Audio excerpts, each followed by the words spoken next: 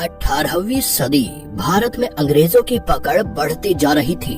भारत के अलग अलग राज्यों में राज कर रहे कई राजाओं ने पहले ही अंग्रेजों की गुलामी को स्वीकार कर लिया था, लेकिन इस समय किसी ने सोचा भी नहीं होगा कि दिल्ली पर कब्जा कर चुके अंग्रेजों को भारत के एक छोटे से राज्य झांसी की एक रानी उनकी औकात दिखा देगी। लेकिन ऐसा हुआ और अंग्रेजों की ताकतवर सेना के सामने झुकते हुए झांसी को उनके हवाले करने के बजाय रानी लक्ष्मीबाई ने अपने राज्य की रक्षा के लिए जंग करना और मातृभूमि के लिए मरना सही समझा। इस तरह झांसी की रानी लक्ष्मीबाई भारतीय इतिहास की पहली ऐसी महिला बनी जिन्होंने अंग्रेजों के खिलाफ आवाज उठाई और उन्हें जंग में कड़ी टक्कर दी और अपने अंतिम समय तक अंग्रेजों को अपने आप को और अपने बेटे को छूने तक नहीं दिया। तो आज की इस वीडियो में हम झांसी की महारानी लक्ष्मीबाई के अंतिम समय के बारे में जानेंगे कि कैसे उन्होंने अंग्रेजों के दर्जनों सैनिकों को कांधे पर अपने बेटे को बांधे अकेले दोनों हाथ में तलवार लेकर मार गिराया। तो चलिए शुरू करते हैं। खूब लड़ी मर्दानी वो तो झांसी वाली रानी थी। लेखक सुभद्रा कुमारी की कविता झांसी की रानी की यह लाइन आज भी भारत के बच्चे बच्चे को याद है, जो हमें भारत की मिट्टी में जन्मी एक ऐसी रानी की वीर गाथा सुनाती है जिसने बिना बड़ी सेना और बिना आधुनिक हथियारों के भी अंग्रेजों को ऐसा नुकसान पहुंचाया कि आज भी इतिहास रानी लक्ष्मीबाई की वीरता को याद करता है।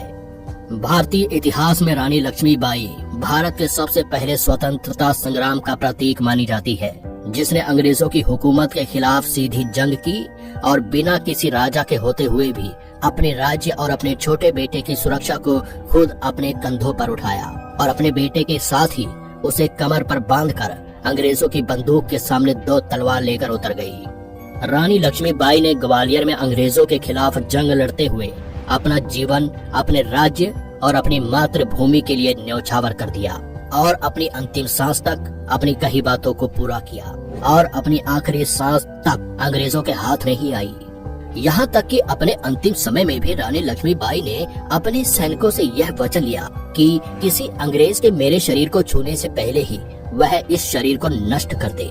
चलिए लक्ष्मीबाई के बारे में थोड़ा और जानते हैं। तो 19 नवंबर 1828 भारत की धर्म नगरी वाराणसी में एक कन्या का जन्म हुआ, जिसने बचपन में ही धनुर्विद्या और तलवारबाजी जैसी युद्ध की कलाओं को सीख लिया था। कहा जाता है कि उस समय रानी लक्ष्मीबाई का नाम मणिकर्णिका था। उनकी माता का नाम भागीरथी था और पिता का नाम मोरोपंत तांबे था, जो बिठूर जिले के पेशवा बाजीराव द्वितीय के दरबार में थे। जब रानी लक्ष्मीबाई केवल 4 साल की थी तभी उनकी माता का देहांत हो गया, जिसके बाद उनका पालन पोषण उनके पिता ने किया।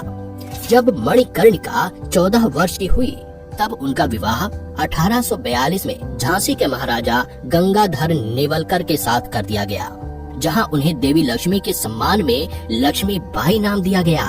कहा जाता है कि गंगाधर के समय झांसी काफी धनी राज्य था, जिस पर लंबे समय से अंग्रेजों की कड़ी नजर थी। लेकिन राजा गंगाधर के जीवित रहते अंग्रेजों का झांसी पर कब्जा करने का ख्वाब पूरा नहीं हुआ। लेकिन जैसे ही गंगाधर की मृत्यु हुई तब उस समय भारत के British governor general Lord Dalhousie ने गंगाधर के वारिस और रानी लक्ष्मीबाई के पुत्र दामोदर राव को झांसी का उत्तराधिकारी मानने से इनकार कर दिया और रानी लक्ष्मीबाई को आदेश दिया कि वह झांसी के महल को खाली करके चली जाए, क्योंकि अब झांसी पर ब्रिटिश अधिकार है। लेकिन रानी लक्ष्मीबाई ने अंग्रेजों की इस बात को मानने से इनकार कर दिया और उन्हें युद्ध की चुनौती दे दी। लेकिन युद्ध से काफी समय पहले ही अंग्रेजों ने झांसी के महल को कई हफ्तों तक घेर कर रखा और महल से आवाजाही पूरी तरह से बंद कर दी, जिसके कारण झांसी की रानी के पास ना तो अपनी सेना की टुकड़ी थी और ना ही उनके लिए कोई हथियार। पर रानी लक्ष्मीबाई ने हार नहीं मानी और उन्होंने एक छोटी सी सेना की टुकड़ी और कुछ चुनिंदा हथियारों से ही इस जंग को लड़ा। पूरी तरह से इस जंग की शुरुआत 1858 में हुई, जब अंग्रेजों ने लक्ष्मीबाई की सेना पर अपने आधुनिक हथियार बंदूकों से हमला किया। क्योंकि रानी लक्ष्मीबाई की सेना संख्या में काफी कम थी और उनके पास आधुनिक हथियार भी नहीं थे, इसलिए बहुत जल्द ही रानी लक्ष्मीबाई की सेना के ज्यादातर लोगों ने दम तोड़ दिया। लेकिन रानी लक्ष्मीबाई ने यहाँ भी हार नहीं मानी और वह युद्ध के मैदान में अपने छोटे बेटे दामोदर को अपनी पीठ पर बांधकर हाथ में 2 तलवार लेकर कूद पड़ी।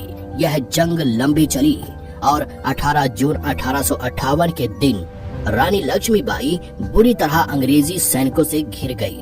वह अकेली थी और अंग्रेजी सैनिक कई दर्जन संख्या में थे। बचना काफी मुश्किल था, लेकिन इन सब के बावजूद रानी लक्ष्मीबाई ने बहादुरी से अंग्रेजों का सामना किया। लेकिन इस दौरान वह काफी ज्यादा घायल हो गई। उनके शरीर पर कई गहरे तलवार के घाव थे, यहाँ तक कि उन्हें गोली भी लगी थी। लक्ष्मीबाई अब समझ चुकी थी कि इस जंग को अभी तो जीता नहीं जा सकता, लेकिन सबसे अच्छा यही होगा कि अभी के लिए यहाँ से निकला जाए और अपने बेटे और झांसी के युवराज की जान बचाई जाए और बाद में दोबारा से नई तैयारी के साथ वापस अंग्रेजों पर हमला किया जाए। इसीलिए अब रानी लक्ष्मीबाई ने अंग्रेजों को चकमा देने की कोशिश की और इसमें वह काफी हद तक कामयाब भी रही। अंग्रेजों से दूर जाने के लिए अपने बेटे के साथ घोड़े पर जंगल की ओर बढ़ रही थी कि उनके सामने एक बड़ी घाटी आ गई। शुरुआत में रानी लक्ष्मीबाई को लगा कि वह इसे पार कर लेंगी, पर इनका घोड़ा आगे नहीं बढ़ा और तभी पीछे से एक अंग्रेज सैनिक आया और उसने छुपकर रानी लक्ष्मीबाई के सर पर एक तेज वार कर दिया। लक्ष्मीबाई जब तक समझ पाती उससे पहले ही तलवार लक्ष्मीबाई के सिर के अंदर तक जा चुकी थी, लेकिन इसके बावजूद उन्होंने अपने बाएं हाथ की तलवार से उस अंग्रेज सैनिक पर हमला किया और उसे घायल कर दिया। लेकिन इस समय रानी लक्ष्मीबाई की हालत काफी खराब थी। उनके सिर से काफी तेजी से खून बह रहा था, जो उनकी आंखों में भी पहुंच रहा था, जिसके चलते वह खुद भी देख नहीं पा रही थी, जिससे वह तुरंत अपने घोड़े से गिर गई। तभी वहां पर रानी लक्ष्मीबाई के कुछ बचे हुए सैनिक पहुंचे और उन्होंने लक्ष्मीबाई को उठाया और पास के एक मंदिर में ले गए। इस समय भी रानी लक्ष्मीबाई की सांसें चल रही थी, लेकिन वह धीरे धीरे बेहोश होने लगी थी। उनकी आंखें खून से भरी हुई थीं, जिसके कारण उनकी एक आंख पूरी तरह से खून से ढकी थी। उन्होंने मुश्किल से अपनी अंतिम समय में एक आंख खोली और अपने सैनिक को लड़खड़ाती जबान में कहा, तुम मेरे बेटे दामोदर की रक्षा करना। इसके बाद ही रानी की सांस फूलने लगी और उन्होंने काफी कोशिश करते हुए अपने आखिरी शब्द कहे कि अंग्रेजों को मेरे मरने के बाद भी मेरा शरीर नहीं मिलना चाहिए। यह कहते ही लक्ष्मीबाई एकदम शांत हो गई। यानी अब लक्ष्मीबाई इस दुनिया को छोड़कर जा चुकी थी।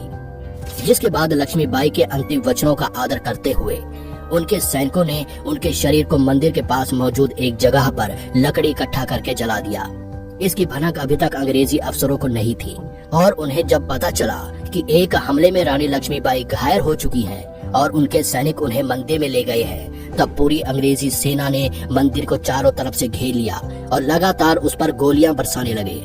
शुरुआत में अंदर से कुछ गोलियां भी चली जो रानी के बचे हुए सैनिकों द्वारा चलाई गई थी, लेकिन अंग्रेजी अफसरों की संख्या इतनी ज्यादा थी कि लगातार गोलियां चलाने के बाद अंदर से भी वापस गोलियों का जवाब आना बंद हो गया। यानी अब मंदिर के अंदर मौजूद आखिरी सैनिकों की भी मौत हो चुकी थी। जिसके बाद अंग्रेजी अफसर मंदिर में घुसे और चारों तरफ रानी लक्ष्मीबाई को ढूंढने लगे।